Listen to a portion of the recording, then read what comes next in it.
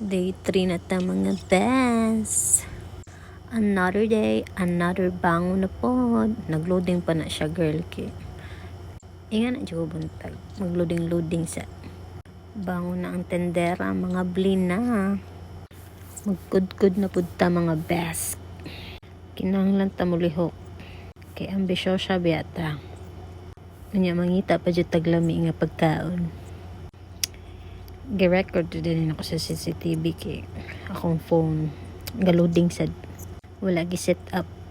Nagkuha ko mga butang sa freezer kay para ko ibalhin sa chiller kay basin na mo order sa silog na mo andam na sa tupper sa among breakfast mo ni among sudan tortang talong na ay ginaling para-paraan ta og sugba kay you know na the asu is not giving. So sa mini stove na lang ta mag sugba-sugba.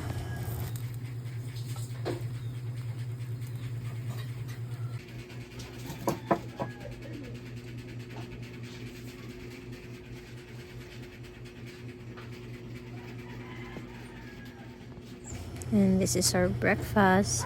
Pero ako ra ang nikauna na kinilakaw siya sayo. Na siya giadto at siguro siya sa iyang babae char.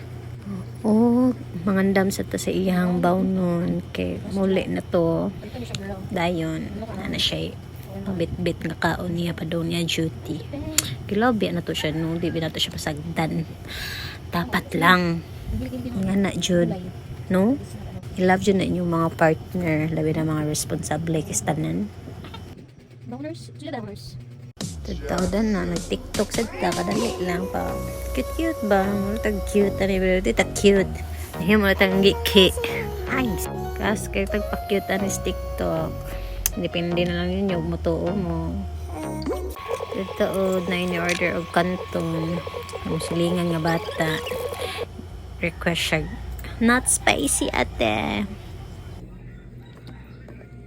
hello ni mong kanton sukli. Thank you.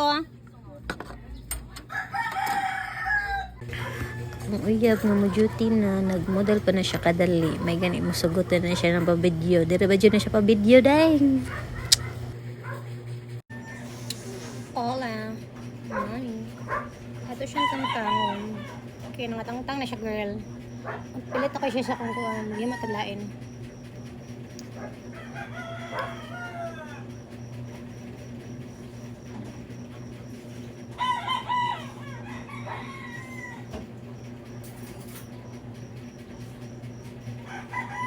See? Tumangkang ako yan.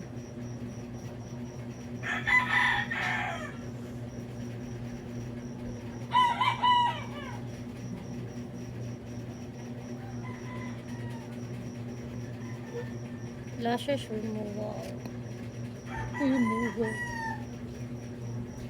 From Emlen Diary. I'll be back.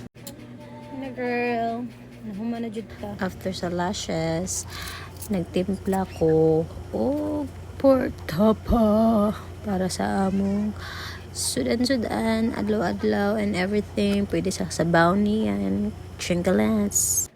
Nakahiwa na dahil ko daan na. Tapos ko na lang, timpla na lang siya jud.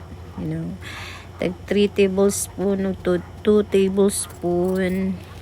Depende sa pila ka grams ang baboy nga imong gihiwa girl. So ang secret anak kanang orange kana mo ni secret sa pork tapa. Di na secret ha kay sulti na nako ninyo. Depende o ganahan mo musunod. Sige, okay na.